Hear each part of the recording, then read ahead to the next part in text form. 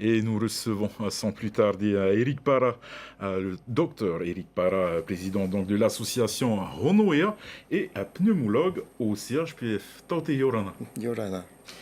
Alors, Tante Para, on l'a vu dans le sujet, hein, vous avez pu rencontrer le président du pays, Moitai Bruderson, cet après-midi. Quel était l'objet de cette rencontre déjà et puis quelles ont été vos doléances? Bien, tout d'abord, c'était de faire le point sur cette loi de pays qui doit passer sur le cannabis médical. Parce qu'il faut dire que en France, il y a une expérimentation qui est menée au niveau national dans les hôpitaux et les malades en métropole peuvent déjà bénéficier du cannabis médical. Or, cette expérimentation n'a pas été menée ici. Donc nous sommes interpellés très régulièrement par nos malades qui nous disent « et nous, et nous ».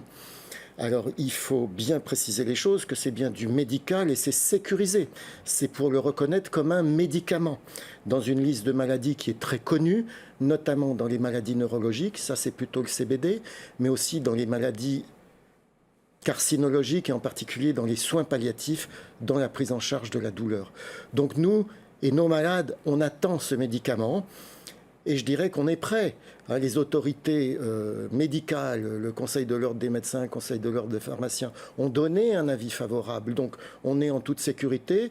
Et suite à notre rencontre il y a un peu moins d'un an avec le président, l'hôpital a fait tout un travail justement pour se tenir prêt à pouvoir utiliser ces médicaments. Justement, le président avait, il y a à peu près un an, hein, quasiment, demandé une étude, une thèse sur le cannabis thérapeutique. Alors le président était clair, sachant les polémiques inutiles qui tournent autour de ce produit, qui, avant les années 70, était considéré comme un médicament, qui d'un seul coup a été rayé de cette liste, nous a commandé une étude pour pouvoir mettre en place un programme de lutte et de prévention contre les addictions, les toxicomanies.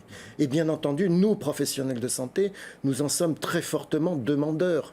Hein. Nous luttons au quotidien contre les addictions. C'est une terreur pour nous, hein, découvrir ces jeunes qui dans l'ice et tout ça. Donc, on s'était engagé auprès de lui de faire l'étude avec l'objectif vraiment de donner les moyens de pouvoir prouver qu'en inscrivant le cannabis comme médicament, on pourrait le valoriser dans ce cadre-là et en faire un argument fort de prévention et de lutte contre les addictions. Et nos résultats, que je ne peux pas vous donner, le prouvent. Nous avons des résultats très très étonnants. Que vous allez les divulguer très bientôt? Alors, le président s'est engagé à accueillir la soutenance de cette thèse à la présidence. Donc, c'est une thèse, c'est toujours public. Donc, le but, c'est que vraiment toute la population puisse en profiter de ces résultats qui sont uniques à l'échelle internationale. Vraiment, c'est incroyable. On peut faire des travaux en Polynésie extraordinaires. Où en est justement le dossier de la loi de pays hein, concernant donc le cadre légal et les autorisations d'utilisation de médicaments à base de cannabis? Est-ce que vous avez été rassuré en voyant le président aujourd'hui? Oui, tout à fait rassuré. Comme l'a dit Karl, 90% des éléments sont disponibles dans cette loi de pays. Elle sécurise la situation, elle respecte la loi française, c'est très important. Voilà. Et on avait des questions surtout sur le timing. Quand est-ce qu'on allait pouvoir disposer de ces médicaments? Donc, avec son cabinet, ils nous ont totalement rassurés sur le fait que normalement, en fin d'année, même les arrêtés étaient prêts pour que nous puissions disposer des médicaments dans les meilleurs délais possibles.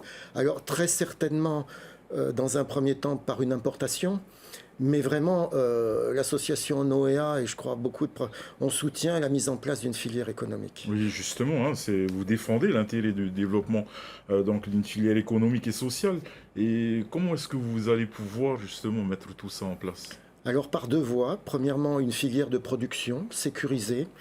Et on a démontré que les producteurs, les transformateurs, l'Institut Malardé, l'hôpital, tout le monde était prêt à garantir la qualité du produit, son dosage, sa sécurité.